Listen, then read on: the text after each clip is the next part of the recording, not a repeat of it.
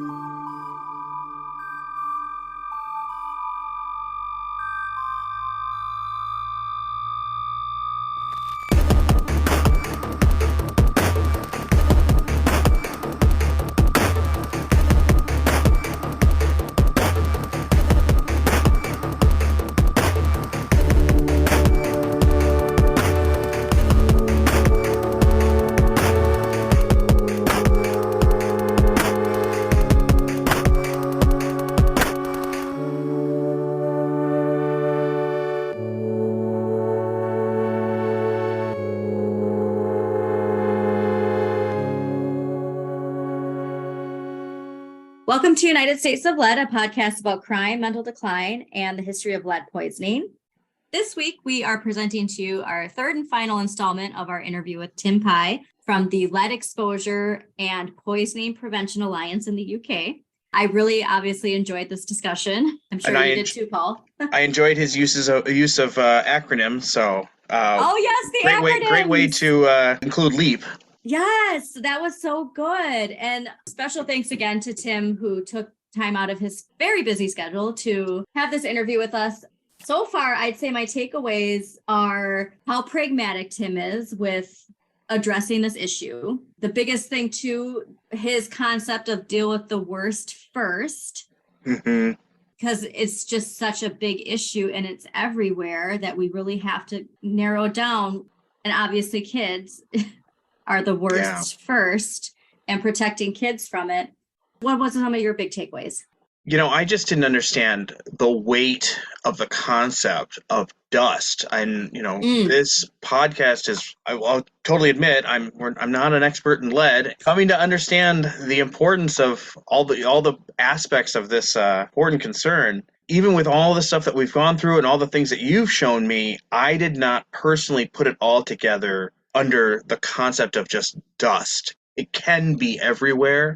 It can travel anywhere. We can bring it anywhere. And so that's one kind of big scary deal. But then his pragmatic approach to this is, even though it can be everywhere and it can travel everywhere, we can't get completely rid of it. And he takes a really solid approach, which I had not really taken on before this conversation. I would love to see a kind of general eradication from all of our products and all of our living spaces and exposure to children. There actually are steps we could take if we had the will to really start making some big changes and curbing this thing, as opposed to like complete eradication. And since we can't eradicate, then let's just not do anything, which it's all or nothing. Yeah. America, all or nothing. Going back to the dust, and we'll talk about this in our interview with Mark Laidlaw, which will probably be in a couple months, but the soil and the dust and the dryness and climate change. And that's something that I really do believe we're going to be seeing effects of more that nobody's going to even think of. I think we might even see a kind of benchmark, a cultural benchmark, when being able to picture lead and lead exposure not as little paint chips and but more as this dust that has a tendency to be around us. That's just something that we can grab onto visually. And it would be more useful than, well, my kid's not eating paint chips, so they're probably fine, right? Like, The other thing too, because we started talking about how there needs to be this movement of it and the celebrity aspect. He brings up that he was thinking of reaching out to that comedian in the UK who, was diagnosed with ADHD. And I really think that is where the focus, that intersection, and then getting with the cool scientist or graphic designer who can show it doing what it's doing. You said you visually have to see it. I want to visually see what it's doing in here and what visually it's doing to our hearts. The other shocking thing, that 400,000 premature deaths in the US from lead, like that's fucking insane. And that we've normalized that kind of stuff. Like COVID showed how easy it is to normalize things that can be prevented. It's just mind blowing to me how preventative care is seen as almost a negative for some people. I think it was last week's episode where we talked about the Gwyneth Paltrow, and I remember learning about her most recent court experience shortly like after I mentioned killer? that. So I think it's really funny that that's going out. That's out now with me saying like, what we really need is a Gwyneth Paltrow figure. Friendly reminder: we recorded we recorded all of these interviews for the next few months in March, so we might have some outdated references or.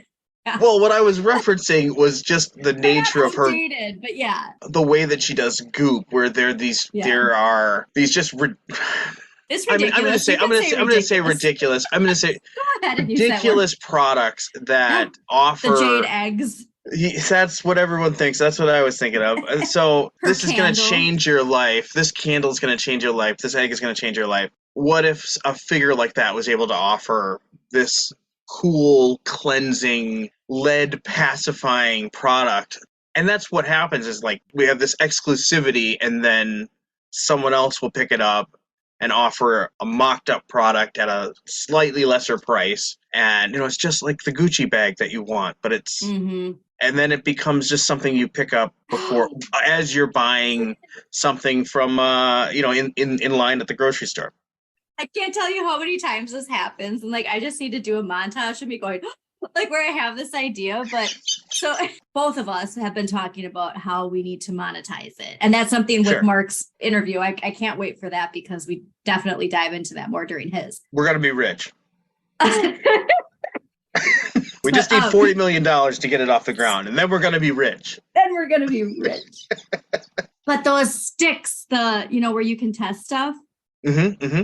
Doing like TikToks with that and just showing shit full of lead. Right. Tamara Rubin has been showing like stuff like that where she has the stick and we can't all afford her $30,000 device, but there's got to be something marketable. They're like $15 for two. That's not even like accessible because that's the thing to remember when we were going to test our plates and it said that you have to break it. I'm not going to break my plate to see if there's lead in it. There's got to be an easier way. Even if it's something you can fucking rent from like your local community center or something to test shit. Do you know what I mean? Like there's got to be an accessible way that's still also commercialized. So if people are willing to buy the egg, they're buying it because they want the exclusivity. There's got to be a sharper image like product that could test for lead. That's what I mean. I worked at the Discovery Channel store and we sold these little personal breathalyzers. And I always wanted one of those. Well, do you have one? Oh, this is when we were working at Rock Bottom. I think it was only available. This brand only worked for a certain period of time, and then I think what was happening is there was moisture getting caught in the reader or whatever. This just popped in my head. Diabetes tests. The old school ones where you prick your finger. That's what I have. Okay, you have the old school one? Okay. Yeah, my grandma had that too. So having that with lead strips. Yeah. And, there's those companies like Everlywell where you do those mail-in things. And remember when we tried looking up and you could like test certain metals, but lead wasn't an option? Why don't they have that on there? There's a market, just knowing your level. And the biggest thing, which again, this is from our interview with Mark, which is coming out in a couple months, but that it changes seasonally. Yeah. Why are we not talking about that? I think I could cobble together some business sense, having gone to business school, but but we should talk to a real entrepreneur. How would this even look? Why isn't this a market? Some market analyst, someone who's got boots on the ground with this sort of thinking, and maybe that's a show in the future. Yeah, and like I said, the sticks, and we see, advances in technology and these crazy, like snap of a finger. There's got to be a way for us to detect it easier, more effectively. You don't want to have to prick your finger if you don't want to. Like, I love the dust thing that I want to get my dust tested. I love that he gave us that option that's reasonably priced. I think he said like $20. But there's got to just be a way like where you don't have to break your plate. And I wonder if we'll find this kind of corporate-y dance around it where it's... That's what I want to know. Is it so prevalent that we actually have to rethink how we're approaching everything? So I'm rethinking how I approach lead. Yeah. I'm not in the camp of total eradication, but I can see what Tim was talking about. I can see the merit in that, and I'm wrapping my head around it. But that still means a change in some behavior. And when people are thinking from quarter to quarter and they're thinking about shareholder, what they're going to be able to offer their shareholders, that doesn't necessarily mean that we need to make big changes. Usually it's like we got to keep things exactly the way they are. And like he said, too, that point where he said, you can't present this to people without a solution, because all you're doing is spreading fear. If we could find something, with the testing of not just ourselves, but our products in a more easier and effective, cost-effective way too, people feel more in control of it. And then it would actually hold these people accountable, because guess what? Your sales are going to drop when somebody realizes that you have lead in your product and they're consciously aware of it and they know the effects of it. And so it would force the corporations to rethink. That's how we really get it done, is by not buying shit, which is so sad. But like, that is how that shift happens. Right. It's the pressure of money. Right. Maybe the insurance companies will do for us what we couldn't do for ourselves. Like, how do we get these industries to see the value add? Well, here's the thing, too, I didn't think about. So, with all the COVID stuff, how because long COVID and this other stuff that's happening with people, and like they don't want it to be a pre-existing condition. And with the interviews that are coming up with the mothers whose children have been lead poisoned, and they won't diagnose you with lead poisoning. And I'm not saying the general practitioner who's talking to you about this, but the people who make the rules know how many people would have a pre-existing condition if lead was seen in that manner. Might be an entire generation. Like high blood pressure alone. Yeah. Nobody's holding them responsible. And we do have to, like, I think I told you too, like with my food poisoning, I didn't look at the fucking ingredients on that food I bought. I just bought it because it said vegan on it. And that's really stupid on my part. We're too trusting of companies that clearly don't have our best interest in mind, I guess. Yeah, I think we were talking about a spectrum earlier. I think I think there's a lot of different spectrums that people are on, just sort of like liberal and conservative, I think isn't useful. But I think one perspective that I think makes more sense is people who just want to live their lives and people who are completely comfortable stepping on others. Yeah. Lack of empathy. A huge class. And that's just it. Our system is not set up for people that just want to come home, watch Netflix, play with their kids. You want a whole class of people that are like that. We are completely able to do all of this stuff. It's not these crazy ideas. You know what I mean? It's like, it's very rational and logical. I think there are people who are willing to profit off our desire for normality. And then there's another group of people that are completely okay with just really profiting off that. And people that they really want normal. And I think that's a spectrum that makes a little bit more sense to me than conservative and progressive. It's a balance too of or more so. I'm sorry, more so like the Democrat or Republican, because there are a lot of Democrats that are really status quo. They do not want these things to change. They're saying one thing and then they're signing bills to drill oil where we don't need to be drilling oil, Biden. And like, slipping what it are you in thinking? there. Like, oh yeah, well I got to give something to the people. I mean, the people to these people, the people that really count. Like I can say this and say this and say this, and we're for this and for this, but I gotta like help their bottom line a little bit, right? That's the real boss. This is the whole, stuck in your ways too. When you think about corporations who just refuse to adapt to this new evolution in our society, like we're supposed to always be evolving, and like you think, with like energy. Well, it's illegal to do that. You're not thinking about the longevity. You're not governing your board to have a 300-year-long company. You're governing your board to make profits this quarter for shareholders in the next quarter. It's illegal to do anything other than that. It's really narcissistic. It's really psychopathic. Yeah. Well, we talked about that. Remember our first episode on corporations? They're psychotic. They're psychotic. Which, well, I was thinking when you said the capitalist hat, if we kept our capitalist hat on, at some point we would need to get the strips cheaper and cheaper, and at some point we'd start using lead. Yeah. Like that would be. That's when we sign off. Yeah, I'd be like, But that would happen, you know. That would happen at some point. So you'd be like, and well, that you're pricking your finger to get your blood sample contains lead. It contains lead. Yes. It's just cheaper. We have to think of the bottom line, right? That's what I love about this new shift in our episodes and doing these interviews, because they really are making us think. I mentioned earlier, we will be having interviews with parents whose children were poisoned and what that experience is really like. And then the experts like Mark Laidlaw, who says the very just matter of fact, and, that we're not even looking at stuff that we should be looking at. But it's the same thing, like they have this plan, like the Biden-Harris plan, how great it is for water, but they're not even addressing the soil. And they're not going to, if you bring it up, they're not going to say shit. We've already done so much. Look at all we've done. Yes, exactly. But like I mentioned to you before we started recording, that TikTok I saw where that person had a boot and they looked on the bottom and it said that this product may contain lead. And then, with the text of like, I can't believe I thought this was banned. And it's like, it was banned from gas, that you're in this bubble where you don't realize people are getting poisoned with, that's in the news. Like Flint, they did look too young to know what the Flint, Michigan disaster. So it could just very well be that they literally do not understand that. But they brought up like, they're putting this in our products, what the fuck? And it's like, yeah, it's on the bottom of your boot. But so I responded with, we also need to address the 90% of the 10 billion bullets sold every year in the US.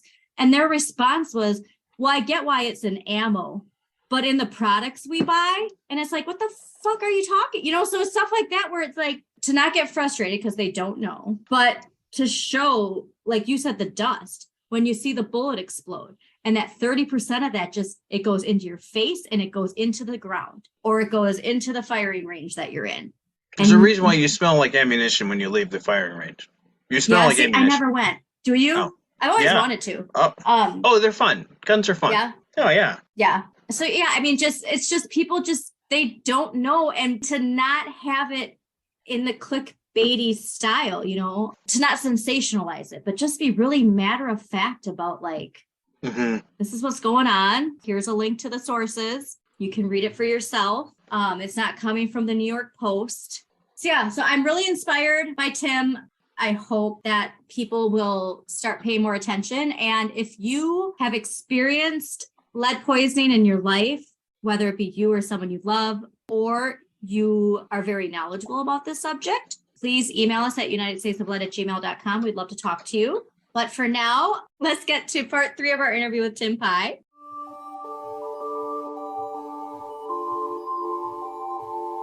Regarding lead ammunition. Is that something that there's awareness of in the UK as well? There was no.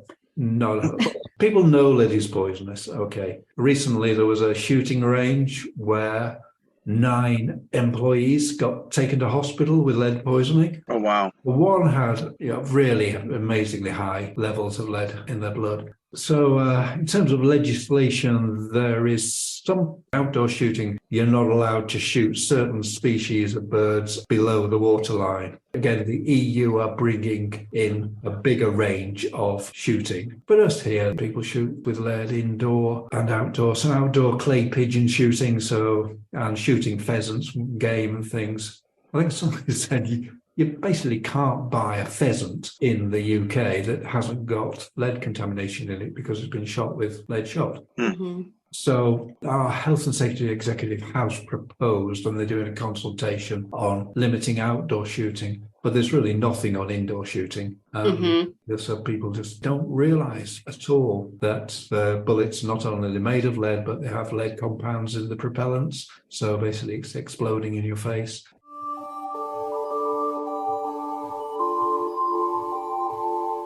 All we can do is take data from America. I think it was true that the National Guard stopped visitors in their firing ranges because they were so contaminated. You know that? When we did our ammunition episode, there was something related to, Paul, was it the military stopped using it for their practice? Oh, I thought it was that they stopped selling it, but the military gets to continue to use it because there would have been stockpiles and stockpiles of ammunition, and they're not going to throw that away. Because 90% of the bullets here are made out of lead. So it's clearly not something that the ammunition industry isn't just going to go, oh, sure, we'll switch that. People are narrow-minded because you can say, well, you can switch it to something else and charge more for it. You can say, okay, we're going to make it out of bismuth, or there are alternatives that kill the animals just as well. Mm-hmm. And that's the argument we get here is, oh, if you use something else, if you use a steel bullet and it just goes straight through them and the animal's injured rather than kill them. You get a lot of resistance. Certainly the association who follow what's called clay pigeon shooting were very opposed to the proposals that are coming out, just the consultation and just saying it's going to ruin their sport. Paul, you remember that Slovakian pigeon, clay pigeon? Yeah. Where they were propping her up. It's lead is good for you. Like, what? I'm sorry. Makes you a great shooter. You see that analysis of the violent behavior comparing shooters and archers. People use guns, and they were saying, okay, people who shoot targets with arrows, and they found that there were more behavioral problems with the shooters than the archers. Interesting. Yeah. I mean, we're seeing that too, like I said, with the shooting ranges. And if you don't know, and you don't also know what the side effects can be, especially with adults, because we do have at least that awareness for children. But when it comes to adults, I think the emphasis probably is, if you want to sell things, is on cardiovascular and kidney disease in adults, because your brain's not developing the way it is a child's. You've still got those links, and high blood pressure, as you say. Perhaps different emphasis across different ages.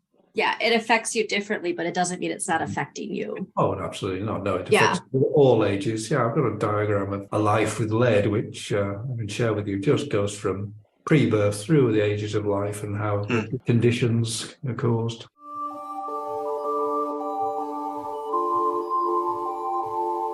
Is there anything that you think that we didn't discuss that would be important for listeners to know about? Yeah, I was wondering about lead in chocolate. Yeah. This was related to the Californian recommended intake of lead is something like 0.5 micrograms. And I just wonder, do you think that's feasible? Because if you were to think of that in terms of, say, water, you couldn't drink what's called safe water. So even water at the level of 15 parts per billion, which is supposed to be safe, it's a tiny bit of water. I did some calculations, so I wonder whether that's just a reasonable expectation. Say if you had 15 parts per billion and drank a litre of water, you would get 15 micrograms of lead, because a litre of water is 1 billion microliters of water. If you drank a litre of water a day, which is kind of recommended, the supposed safe level, you would be taking in 15 micrograms of lead. Whereas and they said 0.5 is what? California, the California thing that seemed to be pushed around, and why this chocolate thing was being raised, and saying, well, we're exceeding the Californian 0.5 microgram. But I'm saying, I think too that maybe because there's certain areas too where, we have these safe levels, but those safe levels keep getting lowered. I think the CDC is lowering it from 5 to 3. Yeah, 3.5 for blood. Okay. Yeah, you're not actually supposed to have that much. And so these things keep getting lowered, but not actually informing the public of that aspect of it. Or having to say that, they're expecting people to go get their filtered water with reverse osmosis, and that consumer responsibility is your responsibility to navigate through it. The Earth's crust has 14 parts per million lead. It tends to be concentrated in specific areas, of course, but when you're trying to get down to these incredibly low levels, basically the world, a lot of lead in it. This is where I think you get to this, well, you can never be lead free. We don't really know where lead safe is, so all we can do is drive it down, but I say deal with the worst cases first and don't expect ever to be free of that. Apparently in the UK they did a survey of children's teeth and found most of them had plutonium in their teeth. Wow. Because we've got this nuclear fuel reprocessing plant in the north of England, and it's spread plutonium to everybody. But it's not doing any harm because it's so low, we don't care. And it's that acceptance of everything is everywhere. Everything tends to be everywhere. Yeah. It's how you brought up a very good point. So I forgot about Dr. Needleman collecting baby teeth. And as creepy as this sounds, maybe there needs to be some sort of system in place where we just start collecting baby teeth and analyzing them from every state, every country to see what are we needing to focus on? What are the high levels? Yeah, well, there's in London, there's one of the universities there. They've got a collection of 4,000 baby teeth, but they can't get funding to do the analysis. So of course. Oh, gosh. Well, Well, A for effort. That's right.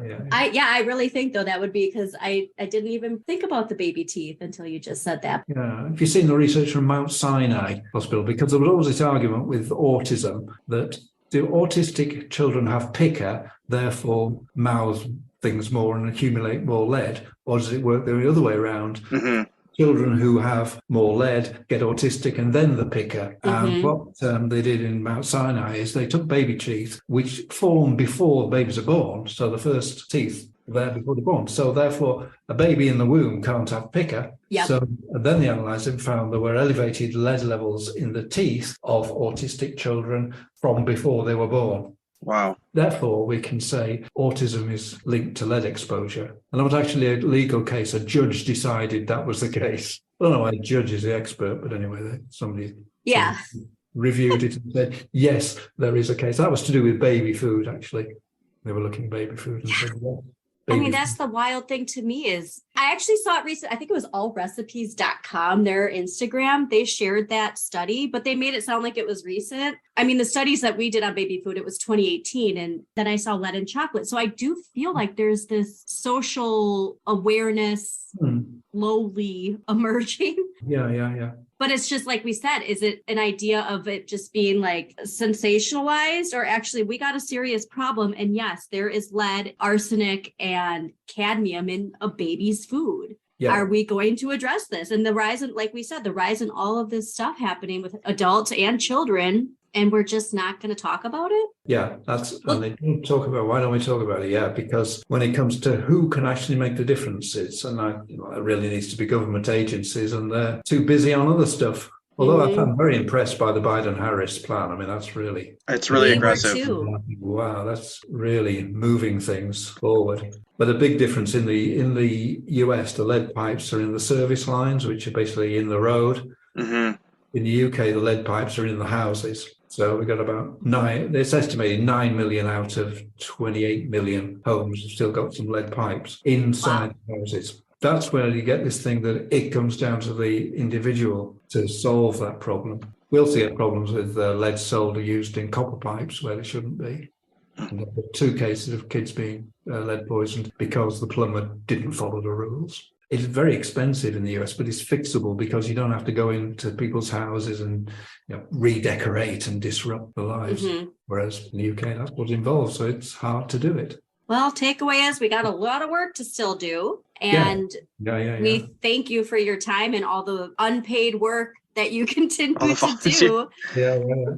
I just want to commend you on all your work and thank you very much for your time. I want to invite our listeners to, there's a really amazing thing amongst many, many things on the Leap Alliance website, and that is your membership list. I just think that's one of the most amazing things I've ever seen. You have a real coalition. There are academics and activists and scientists and parents who are right beside all of these other folks. So I'm thinking if anyone can make some change, it's when you get a list like this and a lot of people working together. We hope to be a part of that, and just really want to commend you on all the work that you're doing. Thank you so much. Yeah, thank you for your time. Okay, so if I'm signing off from the United Kingdom of Lead. All right, yes. Which we're just now understanding is pretty high. So let's work together. Yes. All right. Well, thank you so much. Yes, thank you. And thanks to our listeners for tuning in. Thanks, everybody. Thank you for tuning in to United States of Lead, hosted by Andrea Elizabeth and Paul Kramer. Just a quick disclaimer, Andrea and Paul are not experts in lead poisoning. We do ask that you check our sources and read up a little bit more on your own. Thanks again for listening.